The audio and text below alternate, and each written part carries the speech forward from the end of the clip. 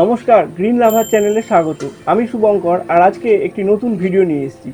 এই ভিডিওতে আমরা আলোচনা করব আমরা নার্সারি থেকে আমাদের পছন্দের যে সমস্ত বুগেনভিলিয়া গাছগুলো নিয়ে এসে লাগানোর পরে বেশ কিছুদিন পরে দেখা যায় গাছগুলোর অনেক সময় গ্রোথ কমে যাচ্ছে, গাছগুলোর সঠিকভাবে বৃদ্ধি হচ্ছে না, বা অনেক ক্ষেত্রে গাছগুলো দেখা যায় আমরা বাঁচাতেও পারি না। তো কিভাবে সঠিক যত্ন পরিচর্যা করলে এবং গাছগুলোকে কিভাবে প্রতিস্থাপন করলে একটা চারা গাছও মরবে না, সেটা নিয়ে আজকে ভিডিওতে আলোচনা করব। তাই সম্পূর্ণ ভিডিওটি দেখতে থাকুন। তো দেখতে পাচ্ছেন বেশ কিছু বুগেনভেলিয়ার চারা আমার সামনে রাখা রয়েছে। এই গাছগুলি আজকে আমি প্রতিস্থাপন করব। আর এর আগে কিছুদিন আগে রথযাত্রার সময় এই যে গাছগুলো কিনেছিলাম, ওইগুলো কিছুদিন হলো আমি লাগিয়েছি। দেখতে পাচ্ছেন কি সুন্দর গ্রোথ নিচ্ছে আস্তে আস্তে গাছগুলো। এখানে একটা গাছ রয়েছে আর এইখানে আর একটা গাছ রয়েছে, এই যে দুটো। এটা কিন্তু মহারানী। আর এই গাছগুলো ভালোই গ্রোথ নিচ্ছে আস্তে আস্তে।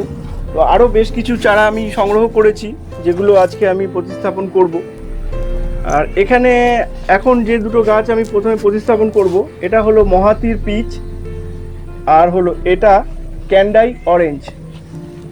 তো সবার আগে আমাদের জানতে হবে যে বুগেনভিলিয়া গাছ যে আমরা প্রতিস্থাপন করব, কি ধরনের মাটিতে আমরা বুগেনভিলিয়া গাছ প্রতিস্থাপন করব।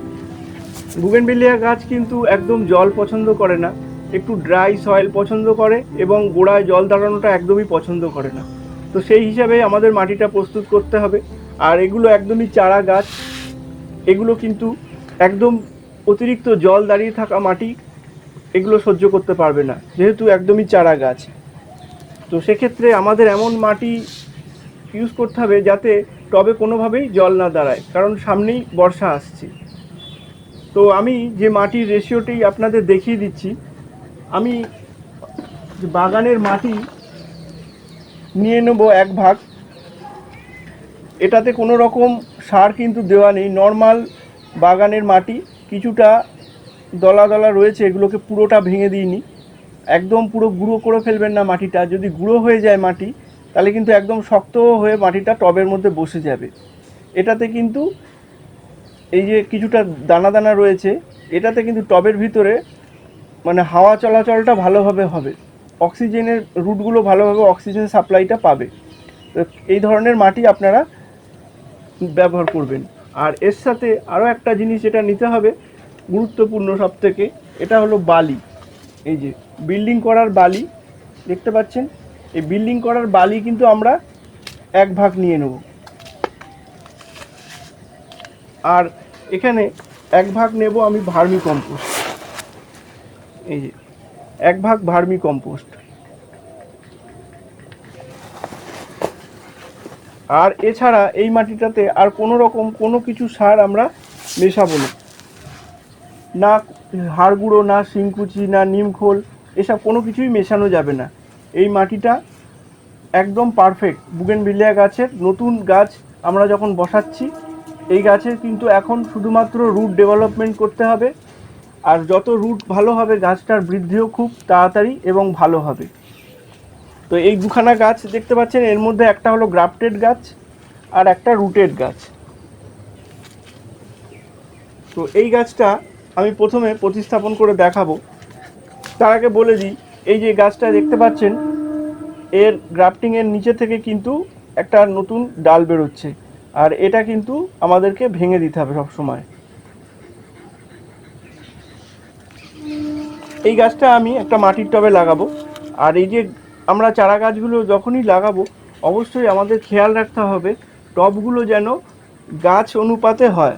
যেমন এই গাছটা খুব একটা বড় গাছ না, একদমই ছোট গাছ, সেই অনুযায়ী এটা 6 ইঞ্চি টব একদম পারফেক্ট। সবসময় গাছ কিনে নিয়ে এসে লাগানোর পরে প্রথম যখন আমরা চারা গাছ লাগাচ্ছি, সবসময় আমাদেরকে ছোট টবে লাগাতে হবে। গাছটা যখন ধীরে ধীরে বৃদ্ধি পাবে, আস্তে আস্তে করে আমাদের টব চেঞ্জ করতে হবে। তো প্রথমে আমরা এই টবটা 6 ইঞ্চি টব নিয়ে নেব। বুগেনভিলিয়া প্রথম চারা গাছ যখন আমরা লাগাবো, 6 ইঞ্চি টব। আর এই যে টবের এই যে ড্রেনেজ হোল রয়েছে, এইখান দিয়ে যাতে ভালোভাবে জল নিকাশি ব্যবস্থাটা ভালো হয়, সেই জন্য আপনারা খোলামকুচি দিয়ে নিতে পারেন, বা এরকম শোলার টুকরো করে নিতে পারেন। শোলার টুকরোটা দিলে কী হবে, টবটা আর একটু হালকাও হবে।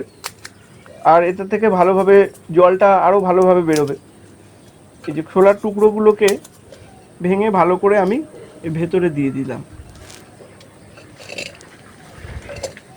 নতুন চারা গাছ আনার পরে আমরা অনেক সময় ভাবি যে প্যাকেটটা রেখে দেবো, অন্য গাছ লাগানোর ক্ষেত্রে লাগবে, সেটা না করাই ভালো। একদম পুরো এইভাবে কেটে, যাতে রুট বলটা কোনো রকমভাবে না ভাঙে, শেকড়ের যাতে কোনো রকমভাবে ক্ষতিগ্রস্ত না হয়, এইভাবে আস্তে আস্তে করে খুলে নিতে হবে। এটা আমি কেটে রেখেছিলাম। এইভাবে আস্তে আস্তে করে আমরা গাছটা খুলে নেব। এই যে, তো এই যে মাটিটা আমরা দেখতে পাচ্ছেন, এটার সাথে আরেকটা যেটা জিনিস আমাদেরকে অবশ্যই মেশাতে হবে, সেটা হলো এই যে সিঙ্গেল সুপার ফসফেট। এই সিঙ্গেল সুপার ফসফেটটা কিন্তু গাছের প্রাথমিকভাবে অবশ্যই আমাদের দিতে হবে। এটাতে গাছের রুট ডেভেলপমেন্টটা খুব ভালো করবে এবং তাড়াতাড়ি গাছের রুট, আরও নতুন নতুন রুট বেরোবে। আর গাছের যত রুট হবে আর গাছ কিন্তু তত ভালোভাবে খাবারটা গ্রহণ করতে পারবে এবং গাছের বৃদ্ধিও খুব ভালো হবে। তো এই আমরা সিঙ্গেল সুপার ফসফেট মিশিয়ে নিয়েছি। এছাড়া আপনারা 1261 দিতে পারেন। এই যে আমি দেখিয়ে দিচ্ছি 1261, এই 1261 আপনারা ব্যবহার করতে পারেন, অথবা সিঙ্গেল সুপার ফসফেট। এটা মিশিয়ে দেওয়ার পরে আমরা এই গাছটা প্রতিস্থাপন করে দেবো। আর গাছটা প্রতিস্থাপন করার পরে অবশ্যই আমাদের 2-1 দিন একটু সেমি শেড জায়গায় রাখতে হবে এবং তারপরে আস্তে আস্তে গাছটা আমরা রোদে রাখতে পারি। কিন্তু অতিরিক্ত বৃষ্টির থেকে প্রথমে একটু আমাদের বাঁচিয়ে রাখার চেষ্টা করতে হবে, যাতে কোনো রকমভাবে অতিরিক্ত বৃষ্টি যখন হচ্ছে গাছগুলো যেন বাইরে না থাকে। আপনারা একটু শেডের ভিতরে যদি গাছগুলো রাখতে পারেন তাহলে খুব ভালো। তারপরে গাছগুলো যখন একটু গ্রোথ নিয়ে নেবে, তারপরে আপনারা বৃষ্টিতে রাখতে পারেন, সেক্ষেত্রে অসুবিধা নেই। তবে বেশ কিছু সেনসিটিভ গাছ আছে যেগুলো কিন্তু বৃষ্টির থেকে আমাদেরকে একটু বাঁচিয়ে রাখতে হবে প্রথম গাছগুলো লাগানোর পরে। যেমন ক্রিস্টিনা আছে, রেড সেপ্টেম্বর আছে, কায়াতা, এগুলো কিন্তু একটু সেনসিটিভ গাছ। তো আমাদের এগুলোকে একটু বৃষ্টির হাত থেকে বাঁচিয়ে রাখতে হবে। তো দেখতে পাচ্ছেন এই গাছটা আমার প্রতিস্থাপন করা হয়ে গেল। এবার এই গাছটা ধীরে ধীরে বৃদ্ধি পাবে, কিন্তু এর যে গ্রাফটিং টেপটা রয়েছে সেটা কিন্তু এর সাথে চেপে আটকে থাকবে। তো আমাদের এটা করতে হবে কি, গ্রাফটিং টেপটা আস্তে আস্তে যখন এটা গাছটার ডালটা একটু মোটা হয়ে যাবে, এই গ্রাফটিং টেপটা আস্তে আস্তে করে খুলে দিতে হবে। খুলে দিয়ে আমাদেরকে অবশ্যই এখানে একটা কিন্তু কাঠি বেঁধে দিতে হবে, নাহলে গ্রাফটিংয়ের এই জায়গার থেকে কিন্তু জোরে হাওয়া হলে বা ঝড় হলো সে সময় কিন্তু এখান থেকে ভেঙে যেতে পারে, সেটা অবশ্যই খেয়াল রাখতে হবে। এবং গাছটা যখনই একটু বড় হচ্ছে সেখান থেকে অল্প অল্প করে আমাদের পিঞ্চিং করে দিতে হবে, এই মাথাগুলোকে খুঁটে দিতে হবে। খুঁটে দিলে পরে গাছটা কিন্তু খুব সুন্দর শেপ নেবে, ঝোপালো শেপ নেবে। যেমন আমার সামনের এই গাছটা, এটা বেশি দিন হয়নি লাগানো হয়েছে, এটা আমি রথের সময় কিনেছিলাম গাছগুলো, এই গাছগুলো। তো তারপরে বেশ অনেক দিন আমি রেখে দিয়েছিলাম। আপনারাও গাছ কিনে সঙ্গে সঙ্গে কিন্তু লাগাবেন না, গাছ নিয়ে এসে সেই গাছ যেখানে ছিল, যে নার্সারিতে ছিল, সেইখানকার আবহাওয়া, সেইখানকার পরিবেশ, তারা হয়তো গ্রিন নেটের তলায় রেখেছে বা পলি হাউসের ভেতরে থাকে ম্যাক্সিমাম গাছগুলো। তারপরে হট করে আমাদের খোলা আকাশের ছাদে থাকে হিটের মধ্যে, সেখান থেকে আবার যদি আমরা টবে প্রতিস্থাপন করি, গাছগুলো কিন্তু একটা প্রাথমিকভাবে শক পায়। তো সেক্ষেত্রে সেই গাছগুলোকে এরকম প্যাকেট শুদ্ধই আপনারা রেখে দেবেন আপনাদের ছাদে, একটু সেমি শেড জায়গায় রেখে দেবেন, আস্তে আস্তে একটু রোদে বার করবেন, মানে এই ছাদের পরিবেশের সঙ্গে একটু খাপ খাইয়ে নিতে হবে। আর এই যে গাছগুলো রেখে দিচ্ছেন, আপনাদের কিন্তু একটু করে সপ্তাহে অন্তত একবার করে হলেও হিউমিক অ্যাসিড ব্যবহার করতে হবে। আপনারা 10-15 দিন গাছগুলোকে চেষ্টা করবেন রেখে দিয়ে তারপরে লাগানোর, তাহলে কিন্তু কোনো রকমভাবে গাছ কোনো মানে একটা গাছও মরবে না, আমরা পুরো রিস্ক ফ্রি হয়ে গাছগুলো লাগাতে পারবো।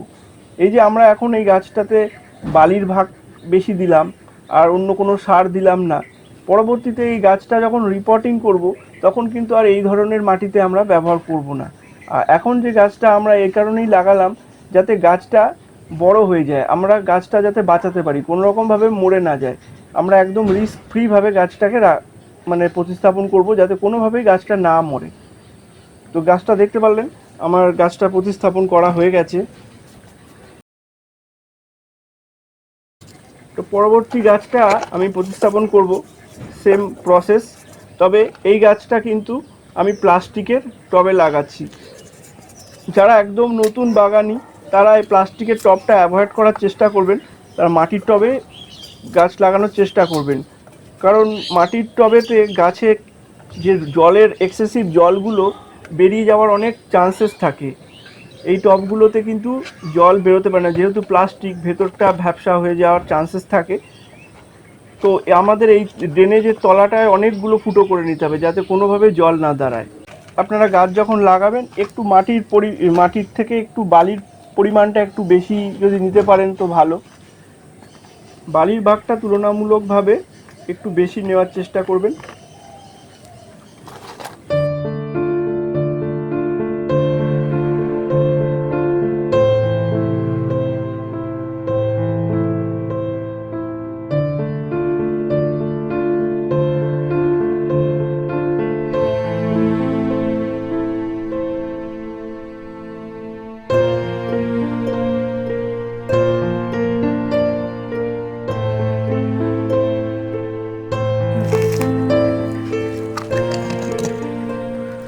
তো দেখতে পাচ্ছেন আমার দুটো গাছ টবে প্রতিস্থাপন করা হয়ে গেছে। এরপরে যে গুরুত্বপূর্ণ জিনিসটা আমাদেরকে অবশ্যই ব্যবহার করতে হবে সেটা হলো হিউমিক অ্যাসিড। এই যে হিউমিক অ্যাসিড আমাদের ব্যবহার করতে হবে। গাছ লাগানোর পরে আমাদের যে প্রথমবার যে জলটা দিতে হবে সেটা অবশ্যই হিউমিক অ্যাসিডের জল দিতে হবে। প্রথমবার গাছ লাগিয়ে আমরা সবসময় হিউমিক অ্যাসিডের জল দেবো। এতে কি হবে, গাছের শিকড়ের ডেভেলপমেন্টটা ভালো হবে, আর গাছ ভালোভাবে নতুন চারা গাছ সেটা গাছ নতুন মাটির থেকে কিন্তু ভালোভাবে খাবারগুলো গ্রহণ করতে পারবে এবং গাছের খুব তাড়াতাড়ি বৃদ্ধিটাও খুব ভালো হবে। এই যে হিউমিক অ্যাসিড দেখতে পাচ্ছেন গোলা হয়ে গেছে, এইটা দেব। খুব ইজি এবং সিম্পল ব্যাপার, এইভাবেই আমাদের গাছগুলো লাগাতে হবে। অতিরিক্ত জটিলভাবে অনেক কিছু উপাদান এর মধ্যে মেশালেই যে গাছগুলো ভালো হবে তা না, এতে কিন্তু গাছ মরে যাওয়ার চান্সই বেশি। এরকম সাধারণভাবে গাছগুলো লাগাবেন, দেখবেন আপনাদের গাছগুলো খুব সুন্দর হেলদি হয়ে উঠছে। আর এই যে গাছটা লাগানো হয়ে গেল, এরপর থেকে এই গাছটাতে 1 সপ্তাহ কোনো খাবার কোনো কিছু দেওয়ার চেষ্টা করবেন না। 7 দিন থেকে 10 দিন পর আপনারা যেটা দেবেন হিউমিক অ্যাসিড 1 দিন সপ্তাহে, আর 1 সপ্তাহ পর দেবেন 12-61-0 এনপিকে। এটা আপনারা যদি ব্যবহার করেন গাছের কিন্তু রুটটা খুব ভালোভাবে তৈরি হবে, আর এই হিউমিক অ্যাসিডটাতে কিন্তু গাছের গ্রোথটাকেও খুব ভালোভাবে ইনহ্যান্স করবে, আর মাটির পিএইচটা মেনটেন করবে, শিকড়ের ডেভেলপমেন্ট ভালো হবে। 12-61-0 পরিবর্তে আপনারা নর্মাল সুপার ফসফেটও ব্যবহার করতে পারেন। এইগুলো ব্যবহার করতে থাকুন, 1 মাস 1.5 মাস এইগুলো করতে থাকুন, দেখবেন গাছের গ্রোথ খুব সুন্দর হয়ে যাচ্ছে। 1-1.5 মাস পর থেকে আপনারা এনপিকে 19-19-19 গোড়াতেও দিতে পারেন এবং পাতাতেও স্প্রে করে দেবেন। আর যদি বর্ষাকাল বাদ দিয়ে আপনারা সর্ষের খোলের তরল জল মাসে 1 বার করে অবশ্যই দেবেন। বর্ষাকালটা এটা একদমই দেওয়া যাবে না। এইভাবে গাছগুলোর পরিচর্যা করুন এবং নতুন গাছ লাগান, আপনাদের গাছগুলো দেখবেন খুব সুন্দর তাড়াতাড়ি বেড়ে উঠছে এবং প্রচুর ফুল দিচ্ছে। তো আশা করছি আজকের এই ভিডিওটি আপনাদের ভালো লেগেছে। যদি ভিডিওটি ভালো লেগে থাকে তাহলে অবশ্যই চ্যানেলটি সাবস্ক্রাইব করে সঙ্গে থাকবেন। ধন্যবাদ।